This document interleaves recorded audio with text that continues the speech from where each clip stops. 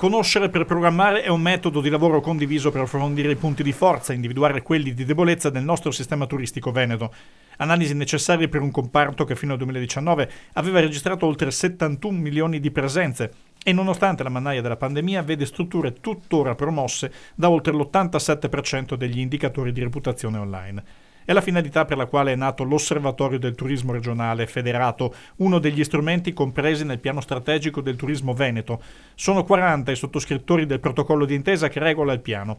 Fra gli altri vi sono associazioni di categoria del turismo, artigianato e agroturistiche, 3 atenei veneti e organizzazioni sindacali. Si incrociano ricerche e analisi, delle quali ogni soggetto sia fruitore che fornitore di informazioni e dati. Garantire competitività nei mercati turistici diventa un obbligo per il rilancio post-pandemia dell'industria turistica veneta.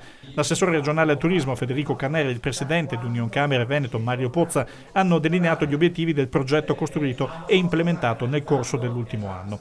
La piattaforma digitale è organizzata in 4 sezioni. Un'area notizie con informazioni di stretta attualità sul turismo, un'area documentale con report periodici di centri studi e uffici di statistica, la terza area è dedicata alle visualizzazioni di dati e indicatori in forma interattiva e infine c'è l'area trend dedicata alle analisi predittive sulla base di diverse fonti sulle performance del settore ricettivo o di altri comparti come quello aeroportuale.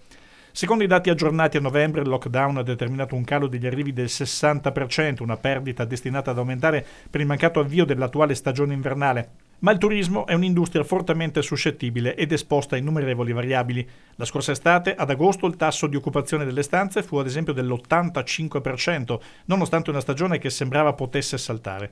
L'osservatorio vuole essere stimolo e fonte importante di conoscenze per consentire di ripetere l'exploit appena sarà possibile la riapertura.